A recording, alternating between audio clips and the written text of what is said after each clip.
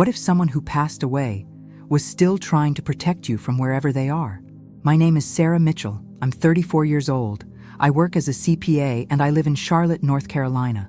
My whole life, I've been someone who only believes in what I can see, touch, and prove. Spreadsheets, numbers, logic, that was my world. I never listened to these stories about signs, spiritual connections, or people who come back to tell us something, until something happened to me that completely changed everything I believed in. After hearing this, you'll never look at dreams the same way again, because what I'm about to tell you challenges every logical explanation I knew. This story will completely change your view on family bonds and what really happens when someone we love passes away. Because I discovered there are secrets kept for decades that can only be revealed in a way our rational mind would never expect. What I experienced in the last 6 months proved to me that some connections are stronger than physical life itself, and that sometimes those who have already passed know exactly when we need an answer that only they can give.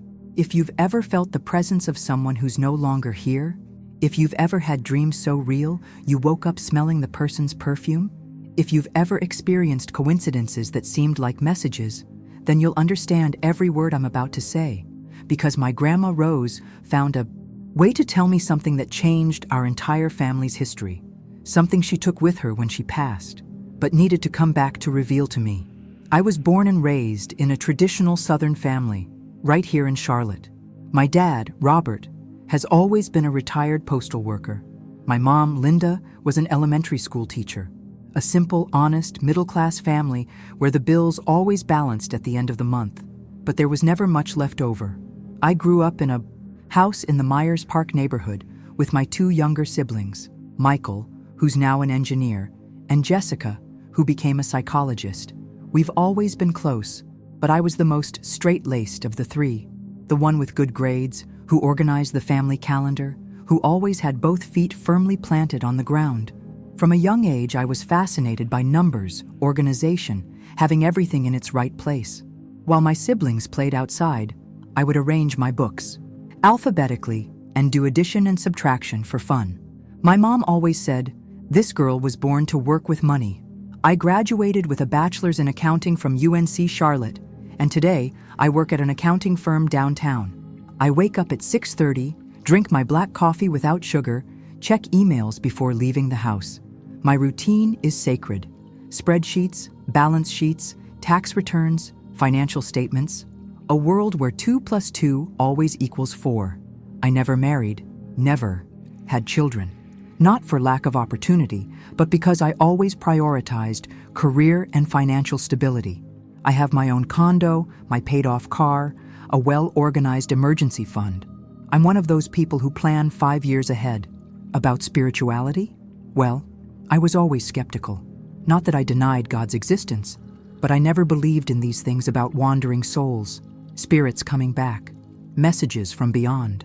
For me, death was death, period. Those who passed, passed. What remains are memories and longing.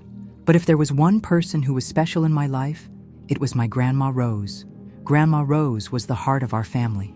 A petite woman, 5 feet tall, hair always in a low bun, hands weathered from so much work. She raised 5 children practically alone after my grandfather passed early, at 45. She had this presence. You know when you look at someone and feel there's strength, wisdom, unconditional love? That was it. Grandma Rose was everyone's safe harbor. When I was a child and had nightmares, I'd run to her room. When I was sad as a teenager, she's who I confided in. She taught me how to make sweet potato pie, how to sew on buttons, how to plant mint in flower boxes. But most importantly, she taught me that family is sacred. Sarah, she always said, no matter what happens in life, family is what you carry forever in your heart. Grandma's house was our meeting point. Every Sunday, the whole family gathered there. Children, grandchildren, great-grandchildren. The big dining room table always full. The smell of fried chicken and mac and cheese, loud conversations, laughter echoing through the rooms. Grandma Rose had an impressive memory. She remembered distant cousins' birthdays, how each grandchild liked their eggs, family stories going back to my great-great-grandparents. She was our official chronicler. Whenever I asked about the family's past, about older relatives, she'd tell stories with that sparkle in her eye. She spoke of the great-grandfather who came from Virginia with nothing but the clothes on his back, of the great-grandmother from Georgia who quilted wedding dresses, how the family managed to buy the first lot in the neighborhood. But there was one thing that always intrigued me. When I asked about the origin of our last name, about some old documents I found in her drawer, Grandma Rose would change the subject. "Oh, honey, those old things don't matter anymore," she'd say, somewhat awkwardly. I always found it strange, but never insisted. After all, every family has its secrets, right? Maybe they were just boring, bureaucratic matters she didn't want to explain. At the end of last year, Grandma Rose started getting more fragile. She was already 87, but had always been one of those people who seemed eternal. Suddenly, she started forgetting small things, getting tired faster, spending more time sitting in her recliner watching TV. In November, she had a fall in the bathroom. Nothing serious, but enough to worry the family. We started taking turns staying with her, especially at night. I took Tuesdays and Thursdays. It was on one of those nights that she called me to her room. I was organizing some old papers she had asked me to sort through. "Sarah," she said, with a weaker voice than usual, "there are some things I should have told you before." I sat on the edge of the bed. "What things, Grandma?" She stared at the ceiling for a while. "About our family. About some truths I've kept my whole life." She made a long pause. "But I think it's too late for that now." "Grandma, it's never too late to talk. What was it?" She smiled with that tired way. "When I feel better, we'll talk. I promise." But she didn't have time. 3 days later, on a December morning, my mom called me crying. Grandma Rose had passed in her sleep, peacefully, without suffering, as if she had simply decided it was time to rest. The funeral was at our church, Mount Calvary Baptist, the same one where she prayed for over 60 years. The casket covered with white roses, her favorites, the scent of candles and flowers filling the atmosphere, the soft sound of prayers, the whisper of people sharing memories. I sat there in the front row, looking at her with that serene face, hands folded over her chest, and I could only think of one thing. What were those secrets she wanted to tell me? During the burial, while the pastor spoke about eternal life and well-deserved rest, I felt a strange anxiety, as if something had been left unfinished, as if she had left carrying something she should have shared with us. In the following weeks, the family gathered to organize her things. Clothes were donated, furniture divided among the children, documents sorted. I was responsible for the bureaucratic part, estate inventory, taxes, those accounting things. Going through the papers, I found some strange things. Old documents with names I didn't recognize, birth certificates with dates that didn't match, a deed for property that no one in the family knew existed. I tried asking my uncles, my parents, but no one could explain. "Oh, Sarah, your grandmother was always very private about those old things," they'd say. "Maybe they're just papers from distant relatives." I put everything in a folder and decided to investigate later. After all, I had my work, my routine, and, honestly, it hurt to handle those things that still smelled like her perfume. And when I thought I had seen everything, came the impossible. It was a Tuesday, January 23rd. I remember the exact date because it was the night that changed everything. I was at home, finishing some reports I had brought from the office. It was almost midnight when I finally closed the laptop and went to bed. The condo had that typical early morning silence, just the distant sound of some car passing on, the street and the tick-tock of the living room clock. I usually fall asleep easily, lie down out in 10 minutes. But that night, I kept thinking about Grandma's documents. It must have been around 2 in the morning when I finally fell asleep. And that's when it happened. The transition was strange. You know when you're dreaming, but at the same time everything seems more real than reality? That was the feeling.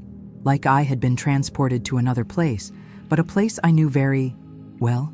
I opened my eyes and was in Grandma's living room, but not the empty living room we knew after she passed. It was the living room from before, with all the furniture in place, the smell of vanilla and cinnamon that always perfumed the atmosphere, the soft light from the lamp she'd turn on Sunday afternoons. And there, sitting in her favorite recliner, wearing that blue floral dress I loved so much, was her, Grandma Rose. It wasn't a ghostly apparition. It wasn't a shadow. It was her, real, with that warm smile, hair in a bun, small hands resting in her lap. But there was something different, a serenity, a light in her eyes I had never seen. "Hi, honey," she said, with the same sweet voice as always. My heart raced. I knew I was dreaming, but felt everything. Her scent, the room's temperature, the texture of the sofa where I sat.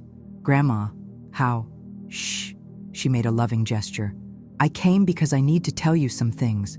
Remember I promised?" I nodded, still in shock. "Sarah, you've always been the most grounded one in the family, the one who knows how to handle documents, practical matters. That's why I chose you to receive this information." She leaned forward in the recliner, like she did when she was about to tell an important story. "Our family has a secret I've kept for over 50 years, something that could change all your lives." "What secret, Grandma?" "Your great-grandfather William wasn't from Virginia like I always told you." I frowned. "What do you mean?" "He was the son of very wealthy Irish immigrants who came to America in the late 1800s. His family had land, lots of money, but there was an ugly fight between the brothers over inheritance." She paused, as if organizing her words. "William left home young, feuding with the family. He changed his last name, invented a new story for himself. That's when he met your great-grandmother and started a family here in the Carolinas." "But, Grandma, why didn't you ever tell us this?" "Because he made me promise I'd take this secret to my grave. He was afraid the Irish family would try to make contact, that they'd bring trouble. So he created this story about coming poor from Virginia." My chest felt tight. "And why are you telling me now?" She smiled with that tenderness only grandmothers can have. "Because I discovered the Irish family never stopped looking for his descendants. And you have a right to an inheritance that's been waiting for over 100 years. Inheritance? Land in upstate New York, urban properties in Boston, investments that have been managed by a law firm in Dublin, everything waiting for the rightful heirs." She got up from the recliner and went to a secretary desk in the corner of the room. From there, she took a brown leather folder. "The documents you found in my drawer, they're the only proof left of William's true identity.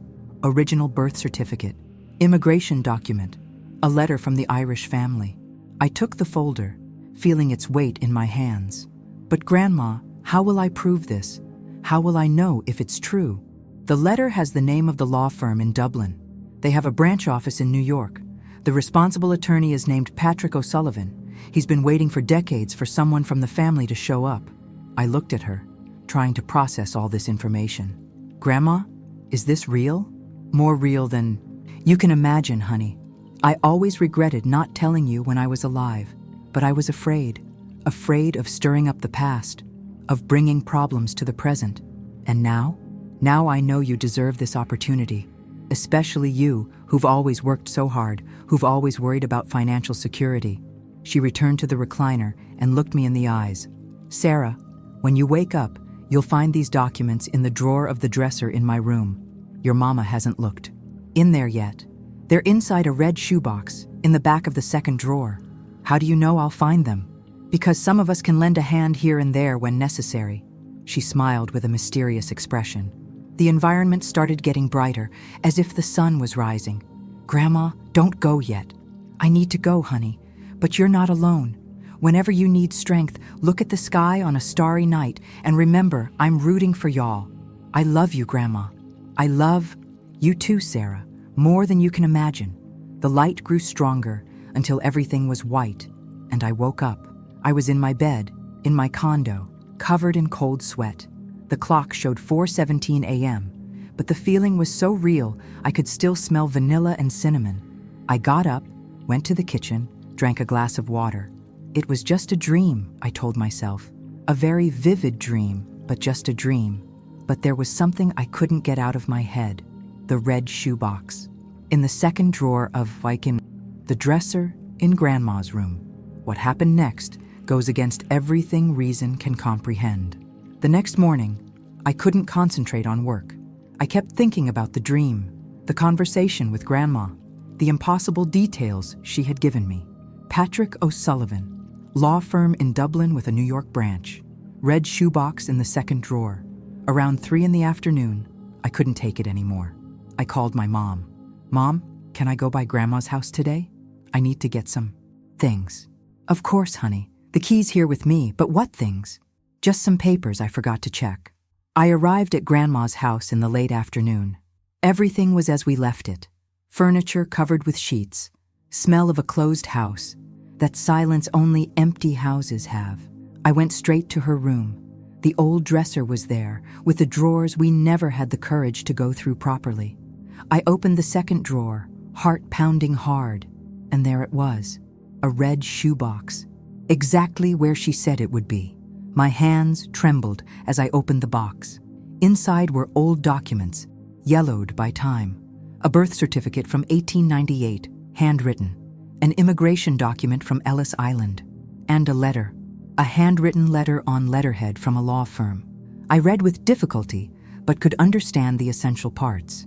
It was from an attorney named Patrick O'Sullivan, written in 1987, addressed to the descendants of William O'Sullivan. That's when everything I thought about life turned to dust. In the following days, I dove into an investigation that completely changed my routine. I researched the law firm, found their website, discovered they really had a branch in New York.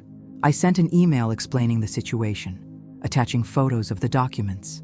2 days later, I received a response that made me tremble. Dear Ms. Mitchell, we have been waiting for over 30 years for contact from William O'Sullivan's descendants. Could you call us? Urgently.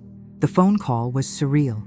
The attorney spoke with a slight Irish accent, explained that the O'Sullivan family had left specific instructions for the inheritance to be maintained until the descendants were found. There are urban properties in Boston, an estate in the Adirondacks, plus investments that have been updated over the years, he explained. The current value is around $12 million. $12 million. I hung up the phone and sat on the living room floor, trying to process the information. My grandma, my dear grandma, had come back in a dream to reveal a secret that would change the entire family's life. But that was just the beginning of the signs. That's how the signs began. Subtle, but too intense to ignore. The following week, something happened that gave me chills. I was organizing the original documents when I found an old photo among the papers. It was from my father's first communion in the 60s. But the strange thing was, the photo was different. There was a shadow behind Grandma that hadn't existed before. A shadow that looked like a protective figure. I showed it to my mom. Sarah, what photo is this? I've never seen that shadow there. We checked the family album. The same photo in the album had no shadow. 2 days later, it was the perfume. I was working at home when I smelled that characteristic scent of vanilla and cinnamon I always associated with Grandma's house. I searched the whole condo, looked for where it could be coming from. There was nothing, but the scent persisted, enveloping, loving. The following week, it happened with music. I was in the car, driving home from work, when the radio started playing How Great Thou Art, that classic version Grandma always hummed while cooking. I changed the station. Another How Great Thou Art. I changed again. The same song. 5 different stations, all playing the same song at the same time. I pulled over and cried, not from sadness, but from an emotion I can't explain. It was like she was there, in the passenger seat, telling me everything was okay. The most impressive sign happened the following Monday. I was at the office, focused on a complex spreadsheet, when a new client came for a consultation. A lady around 70, gray hair, elegant posture. During our conversation about investments, she looked me in the eyes and said, "Honey, you have very strong protection. There's someone from the family who's already passed who's watching over you. An older woman, petite, with hair pulled back. She wants you to know she's very proud of your decisions." I froze in my chair. The description was exact. "Excuse me, ma'am, but how?" "Oh, honey, some people have that sensitivity, and your protection is very visible." She smiled. "Take advantage of these blessings coming into your life." When she left, I stared at the wall for 15 minutes, trying to understand. The signs didn't stop there. On Tuesday, I found a yellow butterfly perched on my office window. Yellow was Grandma's favorite color. The butterfly stayed there for almost an hour, as if keeping me company. On Thursday, it was the numbers. I started noticing that the number 23 appeared constantly, the day she passed. At the grocery store receipt, $123. At the pharmacy change, $23. On the license plate of the car that stopped next to me in traffic, ending in 23. On Friday, the attorney from New York called me with news. Sarah, we discovered another property, land in downtown Charlotte that was registered under a family member's name.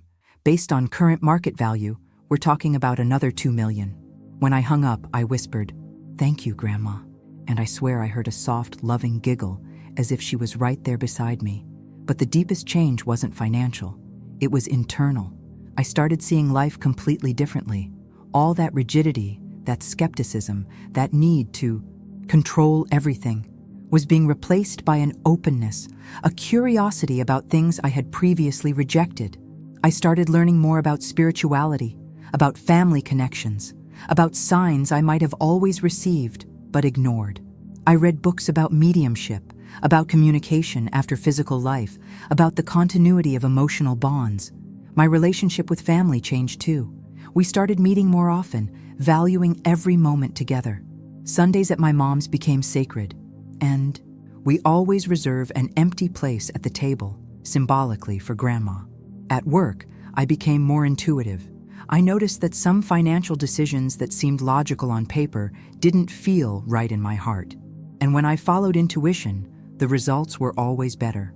With everything I experienced, today I can state with complete conviction, there are connections that transcend physical life. There are loves so deep that they find a way to continue caring even when the person has already passed away. The family inheritance was officially settled 3 months later. $12.5 million divided among the direct descendants of great-grandfather William. My share was enough to change my life, invest in new projects, help the whole family. But the greatest gift wasn't the money. It was discovering that our family had a much richer and more interesting history than we had imagined. It was understanding that sometimes secrets are kept out of love, not malice. Today, almost a year after that dream, I can say I'm a completely different person. I didn't abandon my profession. I'm still a CPA, still love numbers and organization. But I learned there's much more between heaven and earth than our reason can calculate. I learned that family love is the most powerful force that exists. That when someone truly loves you, that love finds a way to care for you, even after passing. I learned that we need to be open to receive the signs. That sometimes the answer we're searching for so desperately is right in front of us, but our skeptical mind prevents us from seeing it. Grandma's house isn't empty anymore. We turned it into a family house where we meet regularly, and whenever I'm there, I feel her warm presence, as if she's satisfied seeing the family united. I used part of the inheritance to help other people. I created a fund to assist families who lost income during the pandemic. I'm sure that's what Grandma would have wanted me to do. But most importantly, I learned to value every moment with the people I love, because I discovered that true love never dies. It just changes form. Today, when I see a yellow butterfly, I smile. When I smell vanilla and cinnamon without explanation, I give thanks. When I hear "How Great Thou Art" on the radio, I sing along, because I know she's there, caring, protecting, rooting for me. If this touched you this far, it's because there's a part of you that also believes that bonds of love are eternal, that those who pass physically never completely abandon us. Maybe you've also felt the presence of someone dear who has passed away. Maybe you've received signs you preferred to ignore. Maybe you've had dreams that seemed too real to be just dreams. If you made it this far, it's because this also spoke to your heart, and I want to tell you, you're not alone. You never were. Share in the comments a dream, a sign, a feeling you had from someone who passed. I'll read with love, because I know each story is unique, but they all have something in common: love that transcends. Do you believe those who passed can still communicate with us? Have you experienced something similar? Tell me down below. Let's create a chain of love and hope for those going through grief. And remember, sometimes the answer you're searching for so desperately is closer than you imagine. Maybe in a drawer you haven't opened yet. Maybe in a dream you'll still have. Maybe in a sign you'll still receive. Those who have passed never really leave us. They just change their address. And when love is true, it always finds a way to reach us. Thank you for making it this far. Thank you for listening to this story that changed my life. And most importantly, thank you for believing that love is stronger than anything in this world. A hug full of light and protection. And remember, you're never alone. Someone who loves you is always taking care of you, even if you don't notice. Until our next meeting.